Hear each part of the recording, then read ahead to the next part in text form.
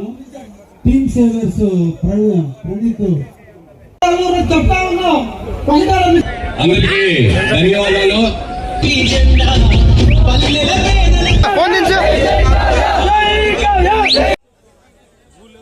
నేను రాజకీయాల్లోకి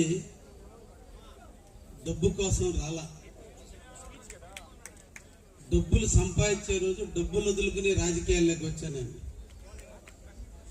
నాకు ఇష్టమైన వ్యక్తి చంద్రబాబు నాయుడు గారు. చాలా మందికి తెలియదు. నా వ్యక్తిగత రాజకీయ జీవితంలో నేను కాంగ్రెస్లో గతంలో ఉండటానికి లోకల్ రాజకీయాలు కారణమని, కానీ వ్యక్తిగతంగా నాకంటూ అభిమానం అంటూ ఉంది పొలిటికల్ కంటే అది చంద్రబాబు నాయుడు. ఎందుకంటే అప్పుడప్పుడు మిర్రర్లో నన్ను నేను చూసుకుంటున్నప్పుడు ఆయన కూడా ఈ రాష్ట్రం కోసం అన్నిటినీ వదులుకొని నిరంతరం కూడా ఆంధ్రప్రదేశ్ బాగుండాలి, ఆంధ్రప్రదేశ్ బాగుండాలి, ఆంధ్రప్రదేశే బాగుండాలన్నంత కోరుకున్నటువంటి వ్యక్తి. అందుకే నాకు ఆయన అంటే ఎనలేని ఇష్టం. ఆ ఇష్టమే నన్ను 2014లో తెలుగుదేశంలోకి తీసుకొచ్చింది. ఆనాటి రాజకీయాల్లో ఉదయగిరి ఎమ్మెల్యేగా బొల్లేని రామారావుని గెలిపించేంతగా నన్ను ప్రేరేపించింది. రాజకీయాల్లో కాలక్రమేణా జరిగే ఎత్తులు పై ఎత్తుల్లో ఎందుకో నా జీవితం ఎప్పుడు ఒంటరి జీవితమే. నాకెందుకో నాకంటే చిన్నవాళ్ళు నాకు ఎప్పుడు తోడుగా ఉంటారు. నా వెనక పెద్దవాళ్ళు ఎప్పుడు నన్ను తొక్కడానికే ప్రయత్నం చేస్తూ ఉంటారు. అది నాకు శాపమో నాకు దేనికో తెలియదు. జన్మతః నాకు శత్రువుగా చూడను. నేను శత్రువును కూడా ఇబ్బంది పెట్టాలనే మనస్తత్వం కాదు నాది. చెయ్యాలనే తపన ఎక్కువగా ఉండేటువంటి మనస్తత్వం. ఈ రోజుకి నేను ముఖ్యమంత్రి దగ్గరికి వెళ్ళినా, లోకేష్ బాబు దగ్గరికి వెళ్ళినా, మంత్రుల దగ్గరికి వెళ్ళినా నా వ్యక్తిగత పని మీద ఈ రోజుకి నేను ముఖ్యమంత్రి దగ్గరికి వెళ్ళాల. ఏది వెళ్ళినా మీరిచ్చిన ఓటు, మీరిచ్చిన గెలుపు, కావలి ఎమ్మెల్యేగా చేసిన విధానమే ఇప్పటి వరకు కూడా నేను ఏ ఒక్క మనిషి దగ్గరికి వెళ్ళినా ఒక అర్జీ ఎత్తుకుని మా కావలికి ఇది చేయమని అడిగానే తప్ప ఏ ఒక్క రోజు కూడా నా సొంతానికి అడిగిన దాఖలాలు లేవు. ఇప్పటి వరకు నేను ఊరి మీద ఆధారపడలా. ఏ ఒక్క వ్యక్తి యొక్క అడుగుజాడల్లో నడిచి నేను ఎదగల.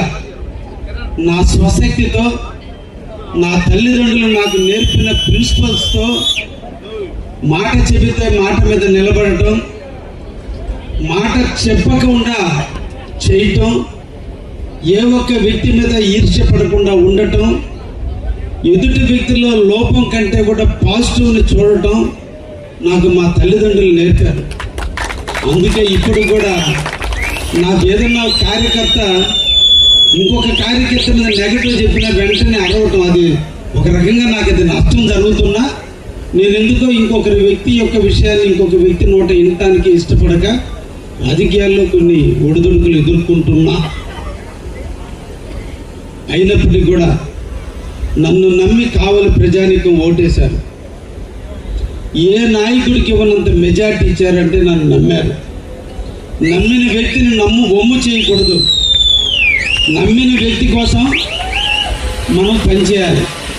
అందుకే ఈ 18 నెలల నుంచి కూడా నా వ్యాపార సామ్రాజ్యాన్ని పూర్తిగా పక్కన పెట్టారు.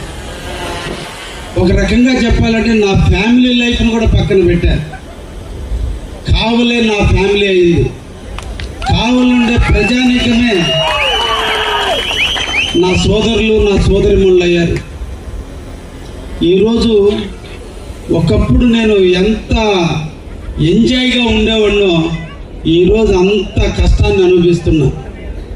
అంటే ఇది సుఖంలో కష్టమో, కష్టంలో సుఖమో తెలీదు. ఉదయం నిద్ర లేచి స్నానం చేసిన దగ్గర నుంచి పొనుకునేంత వరకు అల్లు పెరగని యోధుడిలాగా మీకోసం నేను పనిచేస్తున్నా. ఈ స్ఫూర్తి నాకు చంద్రబాబు నాయుడు. మేము మీటింగుల్లో ఆయన చూస్తే ఆయన కూడా సీట్లో కూర్చున్న కాడి నుంచి 6 గంటలు కూడా కదలకుండా ఒక రివ్యూ తర్వాత రెండో రివ్యూ తర్వాత మూడో రివ్యూ ఇట్లా రివ్యూలు చేసి ఈ రాష్ట్రం కోసం తప్పిస్తున్నాడు. ఆయనతో ఆగల 43 ఏళ్ళ కుర్రోడు లోకేష్ బాబు, నాకంటే 16 ఏళ్ళ చిన్నోడు. కానీ ఈ రోజున ఆయన కూడా అదే రూట్లోకి వచ్చాడు. నిరంతరం ఆంధ్రప్రదేశ్ ఆంధ్రప్రదేశ్ ఆంధ్రప్రదేశ్ అని 43 ఏళ్ల వయసులో ఉన్నటువంటి వ్యక్తి విలాసాలు కుటుంబాలు పక్కన పెట్టి ఈ రాష్ట్రం కోసం త్యాగం చేసి తన జీవితాన్ని అర్పిస్తుంటే అన్నీ అనిపించిన మనం అర్పించలేమా అని నేను ఈరోజు ఈ 18 నెలల నుంచి కూడా ఈ ఆంధ్రప్రదేశ్లో కావలి నియోజకవర్గం కోసం నా జీవితాన్ని నేను పణంగా పెట్టాన విషయాన్ని కూడా మీ అందరికీ కూడా తెలియజేస్తున్నాను. చెయ్యాలనే తపన, సాధించలేదంటూ ఏది ఉండదు. సంకల్ప బలం చాలా గొప్పది. ప్రణాళికతో పనిచేస్తే ఏదైనా సాధించవచ్చు అనేటువంటి నిర్వచనంతో నేను ఇప్పటి వరకు కూడా పనిచేశాను. అందుకనే ఈరోజు చాలా విజయాలు కావలికి అందేటట్టు చేశాను. ఈరోజు నేను లోకేష్ గారిని చాలా స్ఫూర్తిగా తీసుకున్నా. నేను ఆయన పర్సనల్గా చాలాసార్లు కలిసినప్పుడు ఈ రోజుకి నేను ఆయన దగ్గర వినేది, అన్నా మనం పెద్ద స్థాయిలో ఉన్నాం, కింద కార్యకర్త తప్పు చేసినా మనమే కలుపుకొని పోవాలన్నా ఒక స్టెప్ మనమే దిగి అందరినీ కలుపుకొని పోవటమే నాయకుడు కదనా అని చెప్తే ఆ స్ఫూర్తితోనే నేను ఈ రోజున అందరినీ కలుపుకొని పోతూనే ఉన్నా.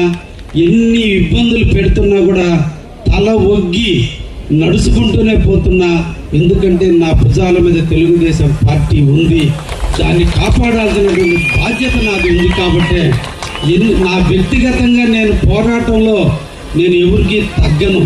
కానీ బాధ్యత గల పదవిలో ఉన్న ఆ పదవికి ఒన్ని తెచ్చాల్సిన బాధ్యత ఉంది. కాబట్టి ఈరోజు నేను బాధలు దిగమింగుకుంటూ కూడా నిరంతరం కూడా కావలికి సేవ చేస్తున్నా. మీరందరూ నా వెనకున్నారనే నమ్మకంతో